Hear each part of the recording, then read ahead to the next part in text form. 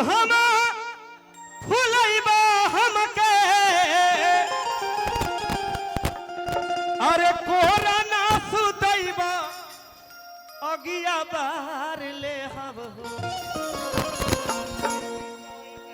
अगिया बार ले हब हो। क्या बात है। देखे तो मेरा छोटा, इसको सम्मान कहते हैं, मेरा छोटा भाई। कैसे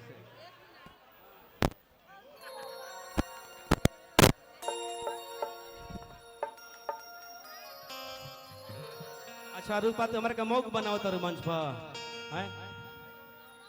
छोटू छलिया भैया, रूपा जी, म्यूजिशियन के अलावा जितने लोग भी मंच खाली कर दे प्लीज प्लीज। ये मेरा हम्बल रिक्वेस्ट है आप सब, जितने भी मेरे भाई हैं, क्योंकि गाने में अच्छा नहीं लग रहा है। अजीत भैया, कटारी नरेश, गोपाल चाचा,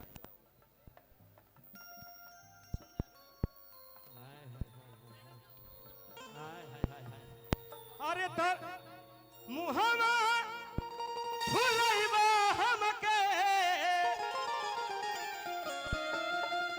ठीक जगह जा। अरे कोरा ना सुतैबा अगिया बार ले हब अगिया बार ले हब हई जवानी पकी। हाय हाय तारा गाना पर कभी मुर्की मारी। क्या बात है। हमारा हट किनारे हट। अंतर आवे दो मुखड़े में रेल बा। आज हमारे आदमी के बेटा के जन्मदिन है। हर आदमी के बेटा के। अच्छा आदमी मुर्गी मार पक्का। ए ए ए वैसे संतरे से गोलू बाबू। हाँ और तो लगता कि रखले बड़ा अंतरा उठता मुर्गी मारे के बाद। हाँ ए रूपा हो ना ना यहाँ आप आ जाइए रूपा जी। सुना, अगर मुर्गी बढ़िया से ना मरब तो तहार भुड़की मारा जाए बढ़िया से। मरबा नू पक्का नू एक जे संतरा से तो लगता कि रखले बड़ा। अब हाँ तार लागत कि भुड़की तार मराए वाला बा। हाँ हम है पे बैठ जाते गाड़ी पर, तब हम गायब तू लो मुर्गी मारा लो। छोड़ दो। हाँ छोड़ दो। ए रूपा चलिए रूपा जी आप उधर चलिए। मारा तो मारा बाबा है बेरा उनका जोरे एक जैसे।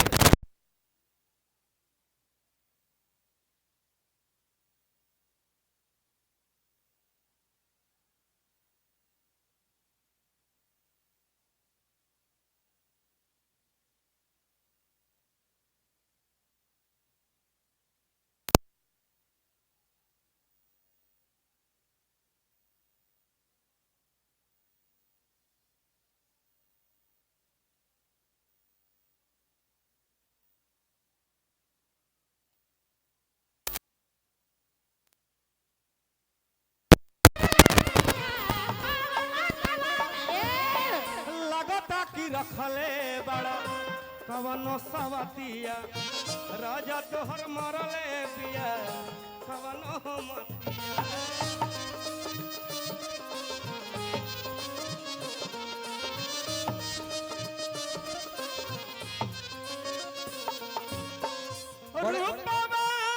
बड़े भाई राजू यादव। क्या बात है। जो कि आदमी को अपना छोटा बेटा और सच में उसके बड़े पापा, ये मेरे बड़े भाई मुखिया भाई हमारा अपना होने आदमी के बड़े पापा होने आदमी के बड़े पापा हम लोग के बड़े भैया के तरफ से हजारों हजार की गड्डी के पुरस्कार बा। रूपा के पनिया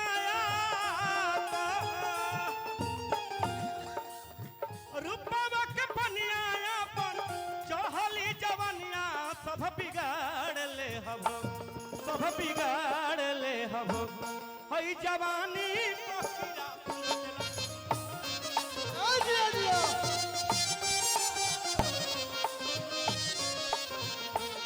हई जवानी पकीरा तन तेलवा धार ले हब। हेलो और जिनका हेलो भैया और जिनका गीत आप सुन रहे हैं वो भी आदमी के चाचा नहीं है। बड़े पापा है। ये भी बड़े पापा हैं। क्या बात, हम तो बोल ही रहे बड़े पापा है। अब पता नहीं उसकी बड़ी मम्मी कब लाएंगे ये, अच्छा बड़ी मम्मी, उसका इंतजार सबको है, पूरे भोजपुरी को। पिंटू बाबू आपका क्या स्वागत बात है, घबराइए मत। है। राजा मंडल भाई, हमार छोट बहन अक्षरा भैया, अक्षरा ही अक्षरा, दोसर कुछ मत अक्षरा कीजिए। गुप्ता, अक्षरा गुप्ता जी हैं। अरे हमारा डारे पकड़ा संदेह ओय जवानी पकीरा सोन तेलावा, ओय जवानी पकीरा सोन तेलावा, ओय जवानी पकीरा सोन तेलावा। हेलो। बस बस, बहुत कलाकार लोग, बहुत हाँ, ज्यादा हाँ। समय बहुत ज्यादा लिया हूँ मैं इसके लिए, सॉरी चाहता हूँ मैं। देखिए पुरस्कार बा ऐसे क्षमा चाहता नहीं, बड़ी समय ले ले वाली हम।